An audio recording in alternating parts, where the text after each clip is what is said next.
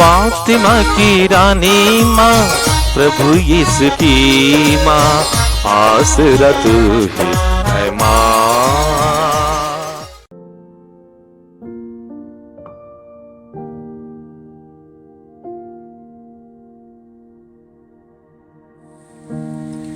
पहला पाठ नबी मलाकी का ग्रंथ, अध्याय 3, पद संख्याएं 1 से 4 तक।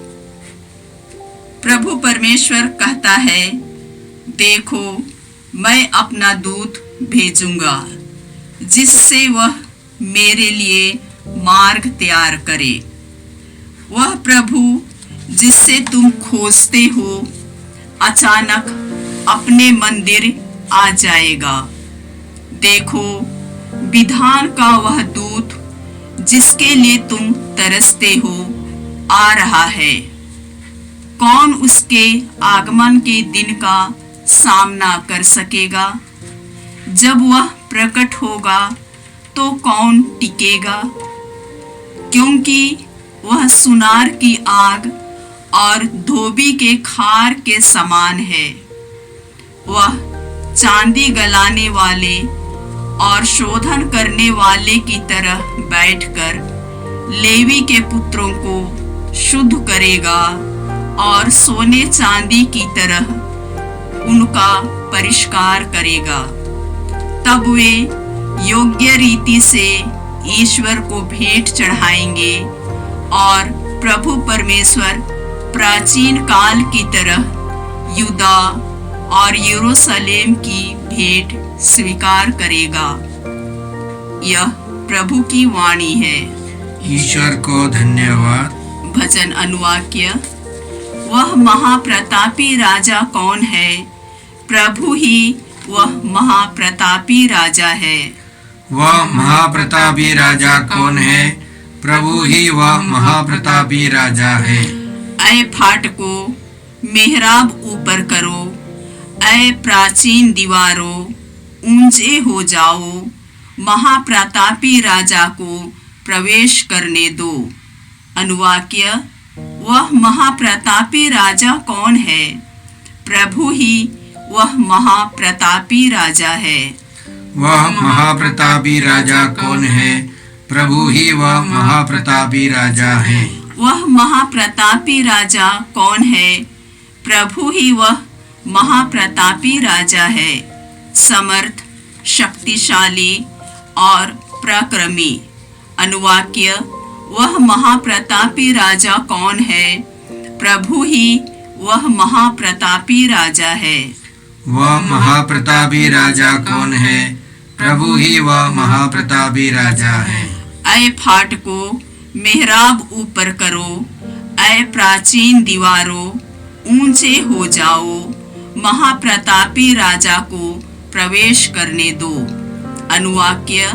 वह महाप्रतापी राजा कौन है? प्रभु ही वह महाप्रतापी राजा है। वह महाप्रतापी राजा कौन है? प्रभु ही वह महाप्रतापी राजा है। वह महाप्रतापी राजा कौन है? वह महाप्रतापी राजा विश्वमंडल के प्रभु हैं। अनुवाक्य। वह महाप्रतापी राजा कौन है? प्रभु ही वह महाप्रतापी राजा है। वह महाप्रतापी राजा कौन है? प्रभु ही वह महाप्रतापी राजा है। दूसरा पाठ इब्रानियों के नाम संत पौलुस का पत्र, अध्याय 2, पद संख्याएं 14 से 18 तक। परिवार के सभी सदस्यों का रक्त मांस एक ही होता है, इसलिए यीशु भी हमारे ही तरह मनुष्य बन गए, जिससे वह अपनी मृत्यु द्वारा मृत्यु पर अधिकार रखने वाले शैतान को परास्त करें और मृत्यु के भय से दास्ता में जीवन बिताने वाले मनुष्यों को मुक्त कर दे। वह स्वर्गदूतों की नहीं बल्कि इब्राहिम के वंशजों की सुध लेते हैं। इसलिए यह आवश्यक था कि वह सभी बातों में अपने भाइयों के सदृश बन जाए, जिससे वह ईश्वर संबंधी बातों में मनुष्यों के दयालु और ईमानदार महायाजक के रूप में उनके पापों का प्रायश्चित कर सके। उनकी परीक्षा ली गई है और उन्होंने स्वयं दुख भोगा है, इसलिए वह परीक्षा में दुख भोगने वालों की सहायता कर सकते हैं। यह प्रभु की वाणी है। ईश्वर को धन्यवाद। जय घोष, अल्लेलुया अल्लेलुया। गैर यहूदियों के लिए ज्योति और तेरी प्रजा इस्राएल का गौरव, अल्लेलुया। प्रभु आप लोगों के साथ हो और आपकी आत्मा के साथ। संत लूकस के अनुसार पवित्र सुसमाचार। हे प्रभु तेरी महिमा हो। अध्याय 2 पद संख्याएं 22 से 40 तक। जब मूसा की संहिता के अनुसार शुद्धिकरण का दिन आया तो वे बालक को प्रभु को अर्पित करने के लिए यरूशलेम ले गए। जैसा कि प्रभु की संहिता में लिखा है, हर पहलौठा बेटा प्रभु को अर्पित किया जाए, और इसलिए भी कि वे प्रभु की संहिता के अनुसार पंडुकों का एक जोड़ा या कपोत के 2 बच्चे बलिदान में चढ़ाए। उस समय यरूशलेम में सिमेयोन नामक एक धर्मी तथा भक्त पुरुष रहता था। वह इस्राएल की सांत्वना की प्रतीक्षा में था और पवित्र आत्मा उस पर छाया रहता था। उसे पवित्र आत्मा से यह सूचना मिली थी कि वह प्रभु के मसीह को देखे बिना नहीं मरेगा। वह पवित्र आत्मा की प्रेरणा से मंदिर आया। माता पिता शिशु यीशु के लिए संहिता की रीतियां पूरी करने जब उसे भीतर लाए तो सिमेयोन ने यीशु को अपनी गोद में ले लिया और ईश्वर की स्तुति करते हुए कहा, प्रभु अब तू अपने वचन के अनुसार अपने दास को शांति के साथ विदा कर, क्योंकि मेरी आंखों ने उस मुक्ति को देखा है जिसे तूने सब राष्ट्रों के लिए प्रस्तुत किया है। यह गैर यहूदियों के प्रबोधन के लिए ज्योति है और तेरी प्रजा इस्राएल का गौरव। बालक के विषय में ये बातें सुनकर उसके माता पिता अचंभे में पड़ गए। सिमेयोन ने उन्हें आशीर्वाद दिया और उसकी माता मरियम से यह कहा, देखिए, इस बालक के कारण इस्राएल में बहुतों का पतन और उत्थान होगा। यह एक चिन्ह है जिसका विरोध किया जाएगा। इस प्रकार बहुत से हृदयों के विचार प्रकट होंगे और एक तलवार आपके हृदय को आर पार भेदेगी। अन्ना नामक एक नबिया थी जो आसेर वंशी फनीवेल की बेटी थी। वह बहुत बूढ़ी हो चली थी। वह विवाह के बाद केवल 7 बरस अपने पति के साथ रहकर विधवा हो गई थी और अब 84 बरस की थी। वह मंदिर से बाहर नहीं जाती थी और उपवास तथा प्रार्थना करते हुए दिन रात ईश्वर की उपासना में लगी रहती थी। वह उसी घड़ी आकर प्रभु की स्तुति करने और जो लोग यरूशलेम की मुक्ति की प्रतीक्षा में थे, वह उन सबों को उस बालक के विषय में बताने लगी। प्रभु की संहिता के अनुसार सब कुछ पूरा कर लेने के बाद वे गलीलिया अपनी नगरी नाजरत लौट गए। बालक बढ़ता गया, उसमें बल तथा बुद्धि का विकास होता गया और उस पर ईश्वर का अनुग्रह बना रहा। प्रभु का सुसमाचार। हे क्रिस्त तेरी स्तुति हो। जय यीशु क्रिस्त में प्रिय भाई और बहनों, आज 2 फरवरी को हम लोग प्रभु यीशु के समर्पण का पर्व मनाते हैं। मंदिर में यीशु के माता पिता ने बालक यीशु को समर्पण किया है। लेवी ग्रंथ अध्याय 12 के अनुसार हम लोग इस प्रकार पढ़ते हैं, यदि कोई स्त्री पुत्र प्रसव करेगी तो वह 7 दिन तक अशुद्ध रहेगी। जैसे वह ऋतु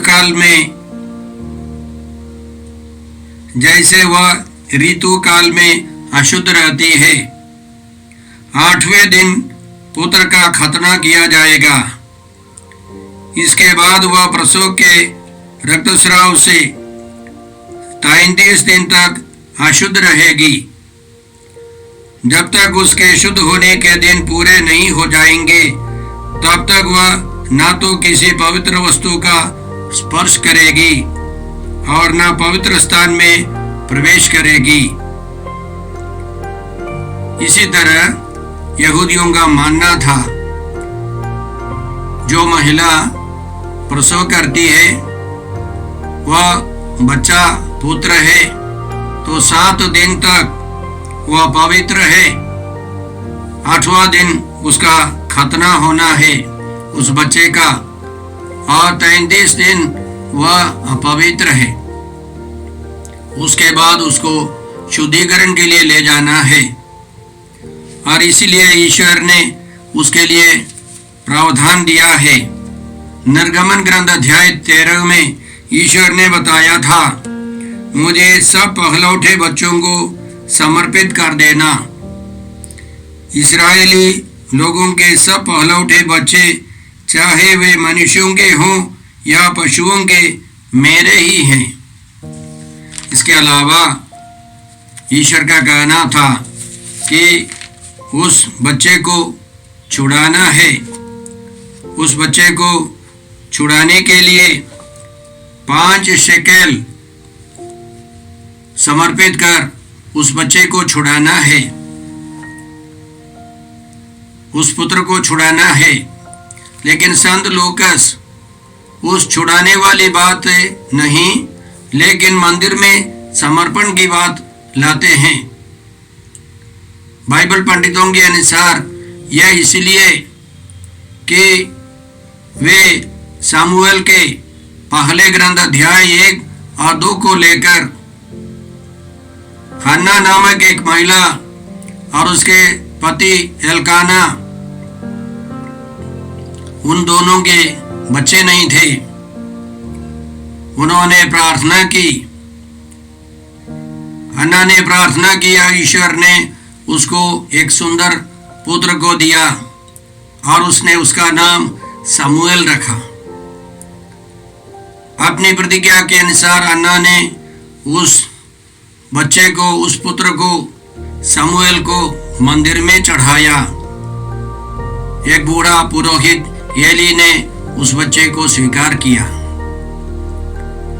तो संत लूकास हमें यही दर्शाते हैं कि ईश्वर की इच्छा के अनुसार, ईश्वर के नियम के अनुसार पवित्र परिवार, माता मरियम और संत यूसुफ, जो ईश्वर की दृष्टि में धर्मी है, पवित्र है, उन्होंने ईश्वर की आज्ञाओं का पालन किया और वे हमेशा ईश्वर की आज्ञा के अधीन रहते थे। वास्तव में वे पवित्र हैं, उनको शुद्धिकरण की कोई जरूरत नहीं है। लेकिन मनुष्य के तौर पर नियम कानून के अनुसार, संहिता के अधीन रहने वालों के अनुसार उन्होंने संहिता के सारे नियमों का पालन किया। उसके अलावा उन्होंने उस हन्ना के समान अपने पुत्र यीशु मसीह को पूर्ण रूप से ईश्वर के लिए समर्पित किया है। बाइबल में पुराने व्यवस्था में ऐसा कोई नियम नहीं था कि मंदिर में चढ़ाने के लिए लेकिन वे इतने पवित्र है, एक कदम आगे बढ़कर उन्होंने अपने पुत्र यीशु मसीह को मंदिर में समर्पित किया। उन्होंने स्वीकार किया है कि हम अपने पुत्र को पूर्ण रूप से ईश्वर के लिए हवाले करते हैं, ईश्वर के चरणों पर समर्पित करते हैं।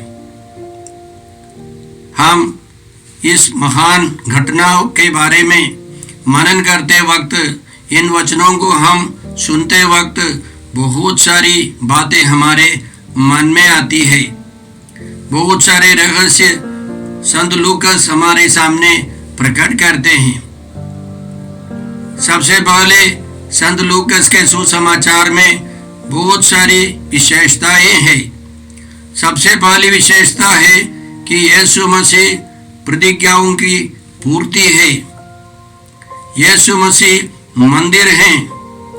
यीशु मसीह सबों के मुक्तिदाता हैं। यीशु मसीह पुरुष और स्त्रियों के लिए, सबों के लिए मुक्तिदाता है। सभी देशवासियों के लिए, यहूदी और गैर यहूदी, सबों के मुक्तिदाता हैं। उनका तिरस्कार होता है और वे सबों के लिए प्रयास करते हैं, सबों को सुसमाचार सुनाते हैं, लेकिन उन्होंने उनका तिरस्कार किया है। वे साक्ष्य प्रस्तुत करते हैं। संत लूकास अपने सुसमाचार में साक्ष्यों को प्रस्तुत करते हैं। तो इसी तरह इनके सुसमाचार के सारे बुनियादी मुद्दे, रहस्य आज के वचनों में हैं। संत लूकास ने हमारे सामने इन सबों को, इन वचनों को प्रस्तुत कर हमारे लिए एक बहुत बड़ा रास्ता खोल दिया है। हम उन सबों पर एक एक कर मनन करें। पहले पाठ में हम लोगों ने सुना कि मलाकी ग्रंथ से, वह प्रभु जिसे तुम खोजते हो अचानक अपने मंदिर में आ जाएगा, और उसके पहले उसके अग्रदूत आ जाएगा, और उस दूत के बारे में कहते हैं, देखो विधान का वह दूत जिसके लिए तुम तरसते हो आ रहा है। कौन उसके आगमन के दिन का सामना कर सकेगा? जब वह प्रकट होगा तो कौन टिकेगा? क्योंकि वह सुनार की आग और धोबी के खार के सदृश है। वह चांदी गलाने वाले और शोधन करने वाले की तरह बैठकर लेवी के पुत्रों को शुद्ध करेगा। लेवी के पुत्र माने पुरोहितों को शुद्ध करेगा, और सोने चांदी की तरह उनका परिष्कार करेगा। एक नई पुरोहिताई शुरू होगी। तब वे योग्य रीति से ईश्वर को भेंट चढ़ाएंगे, और प्रभु ईश्वर प्राचीन काल की तरह यूदा और यरूशलेम की भेंट स्वीकार करेगा। तो संत यूहन्ना बपतिस्ता उस अग्र दूत के समान आए, और प्रभु यीशु मुक्तिदाता के रूप में आए। उन्होंने दोनों मिलकर मुक्ति का कार्य संपन्न किया है। संत यूहन्ना बपतिस्ता पुरोहित के गोत्र के थे। वे नबी भी थे। उन्होंने अपनी पुरोहिताई का वह स्थान यीशु के सामने समर्पित किया, यीशु के बपतिस्मा के समय, और धीरे धीरे वह पुरोहिताई जीवन समाप्त होने वाला है। यीशु के जाने के बाद 40 साल के बाद वह मंदिर तोड़ दिया गया। पुरोहिताई जीवन समाप्त हो गया है। प्रभु यीशु ने एक नया पुरोहिताई जीवन शुरू किया है। वह मेल्कीसेदक की तरह पुरोहित हैं, और वह यीशु यूदा वंशी हैं, और उनके पुरोहिताई जीवन एक विशेष पुरोहिताई जीवन है जो उन्होंने क्रूस पर परिपूर्ण कर दिया संपन्न किया। तो यीशु एक नया जीवन, एक नई मानवीयता शुरू कर रहे हैं। हम इस कार्यक्रम के लिए, प्रभु यीशु की इस मुक्ति योजना के लिए, उनके कार्यों के लिए धन्यवाद देते हैं। इब्रानियों के नाम पत्र 2 अध्याय में हम लोग इस प्रकार सुनते हैं, परिवार के सभी सदस्यों का रक्त मांस एक ही होता है, इसलिए वह भी हमारी ही तरह मनुष्य बन गए। प्रभु यीशु भी हमारे ही तरह मनुष्य बन गए, जिससे वह अपनी मृत्यु द्वारा मृत्यु पर अधिकार रखने वाले शैतान को परास्त करे और दास्ता में जीवन बिताने वाले मनुष्यों को मृत्यु के भय से मुक्त कर दे। वह स्वर्गदूतों की नहीं बल्कि इब्राहिम के वंशजों की सुधि लेते हैं।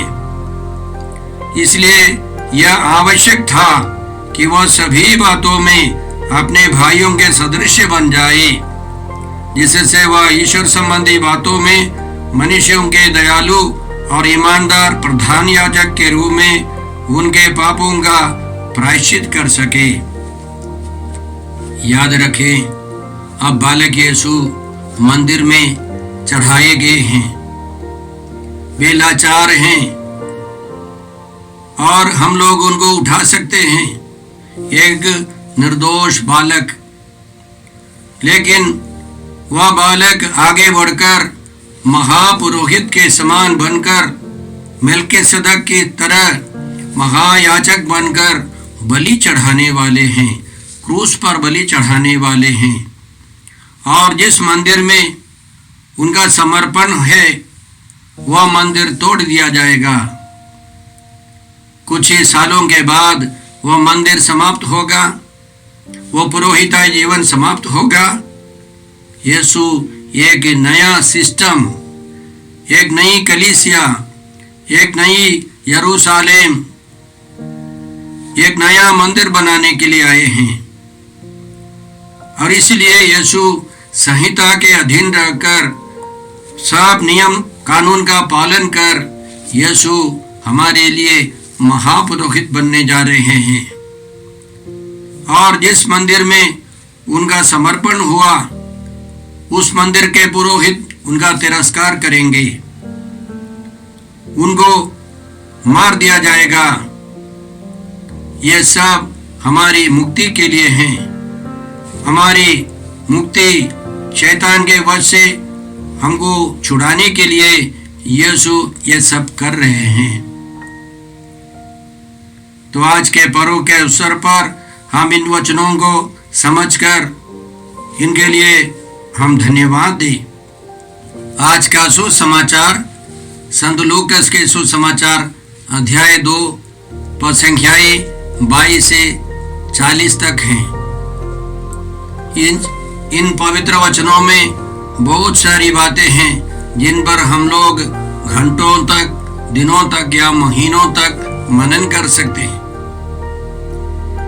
तो यीशु के समर्पण के समय एक बूढ़ा व्यक्ति, एक बुजुर्ग व्यक्ति मंदिर आया और उनका नाम था सिमेओन। सिमेओन नाम का मतलब है ईश्वर ने मेरी सुनी है, ईश्वर ने सुनी है। और इस बूढ़े व्यक्ति के बारे में संत लूकास लिखते हैं, वह एक धर्मी तथा भक्त पुरुष था। वह इस्राएल की सांत्वना की प्रतीक्षा में था, मुक्ति की प्रतीक्षा में था, और पवित्र आत्मा उस पर छाया रहता था। और इन मौके पर, उस विशेष अवसर पर पवित्र आत्मा ने एक विशेष संदेश दिया, अब मुक्ति को देखने का समय है, वो मंदिर में है। मुक्ति केवल एक अनुभव नहीं है, एक व्यक्ति है, वह यीशु मसीह है।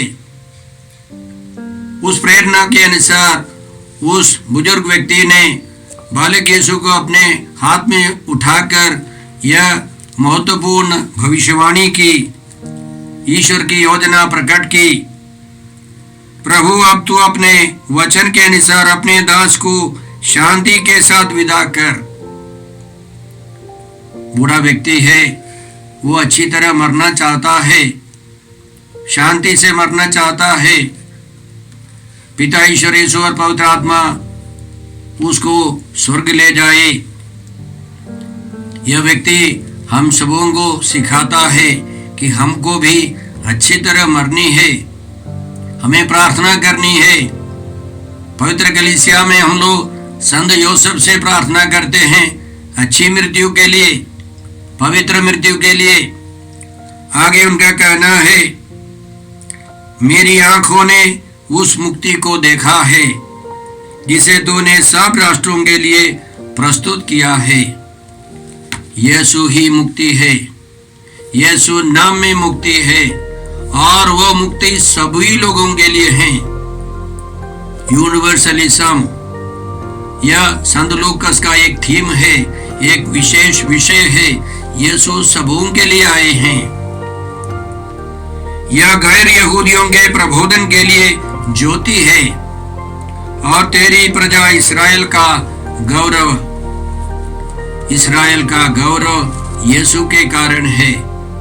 पिता ईश्वर ने पुराने व्यवस्था में जो कुछ किया है या हम लोग पढ़ते हैं, यह सब यीशु मसीह के लिए, यीशु मसीह में पूरा होना है। इसलिए वह पवित्र आत्मा से परिपूरित व्यक्ति कहता है, यीशु गैर यहूदियों के प्रबोधन के लिए ज्योति है, इस्राएल के लिए गौरव है। यीशु के कारण हम लोग जीते हैं, हम लोग मुक्ति पाते हैं, क्षमा पाते हैं। आगे हम लोग पढ़ते हैं कि सिमेयोन ने उनके माता पिता को आशीर्वाद दिया और एक भविष्यवाणी की कि यह बालक साधारण बालक नहीं है। इस बालक के कारण इस्राएल में बहुतों का पतन और उत्थान होगा। यह एक चिन्ह है जिसका विरोध किया जाएगा, रिजेक्शन, इसका विरोध किया जाएगा। संत लूकास के सुसमाचार की शुरुआत से अंत तक हम देखते हैं यीशु मसीह का बुरी तरह तिरस्कार हुआ है। इस प्रकार बहुत से हृदयों का विचार प्रकट होंगे और एक तलवार आपके हृदय को आर पार भेदेगी।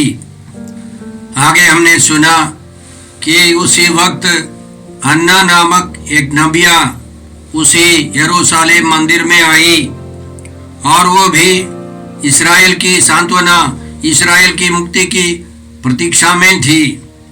उसको भी पवित्र आत्मा से प्रेरणा मिली और उसने बालक यीशु से मिला और लोगों को यीशु के बारे में बताने लगी।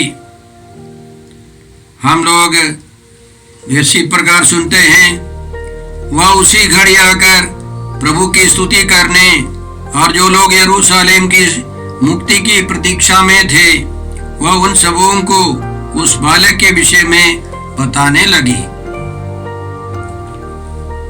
तो संत लूकास हमको दिखाना चाहते हैं कि पुरुष और स्त्री दोनों को यीशु मुक्ति देने आए हैं।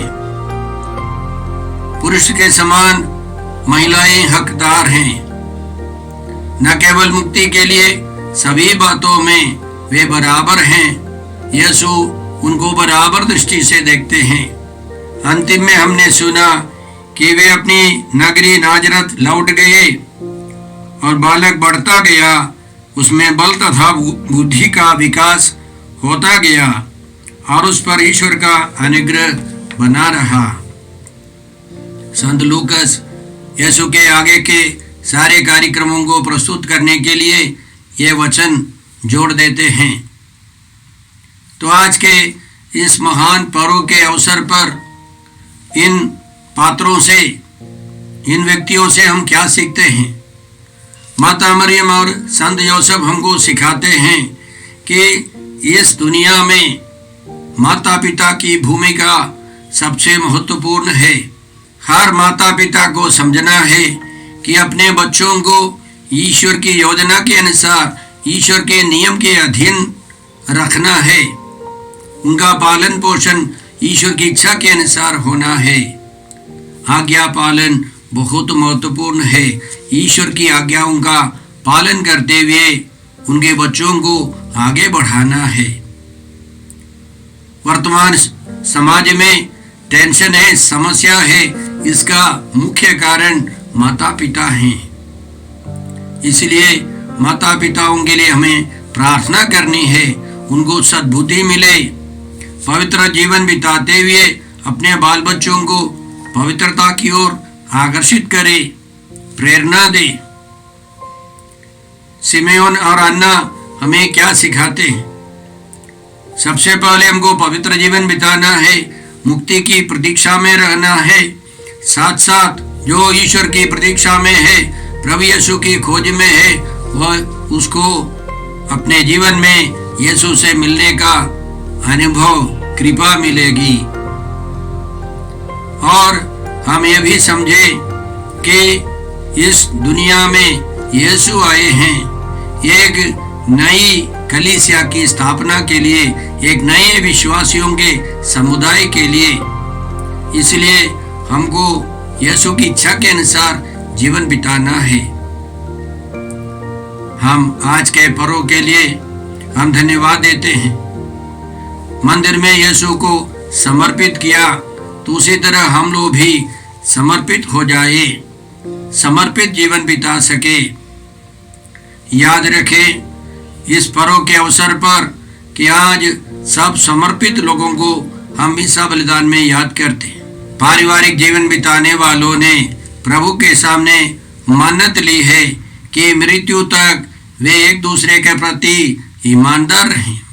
याद रखें कि कलीसिया में जितने सारे लोग समर्पित हैं, उनके दिन के रूप में हम लोग मनाते हैं। तो इन पवित्र वचनों को सुनकर हम उन भाई बहनों के लिए प्रार्थना करें जिन्होंने प्रभु के सामने, कलीसिया के सामने मन्नतें ली है, पवित्र जीवन बिताने के लिए, मृत्यु तक ईमानदार रहने के लिए, कि वे सब अपने समर्पण में अडिग रहें, ईमानदार रहें, पवित्र जीवन बिताते हुए प्रभु से जा मिल सकें। इसके लिए हम प्रार्थना करें। हे पिता ईश्वर, हे प्रभु यीशु, हे पवित्र आत्मा ईश्वर, आज के सारे पवित्र वचनों के लिए हम धन्यवाद देते हैं और तुझसे प्रार्थना करते हैं कि हम भी यीशु मसीह के समान समर्पित जीवन बिता सके। हम यह प्रार्थना करते हैं प्रभु क्रिस्त के द्वारा। हमारे प्रभु यीशु क्रिस्त की कृपा, ईश्वर का प्रेम और पवित्र आत्मा का सहचर्य आप सबों को प्राप्त हो। आमीन। यीशु क्रिस्त में प्रिय भाई और बहनों, प्रभु यीशु ने हमें आदेश दिया है संसार के कोने कोने में जाकर सारी सृष्टि को सुसमाचार सुनाओ। सुसमाचार सुनने के लिए और सुनाने के लिए एक अच्छा मौका है।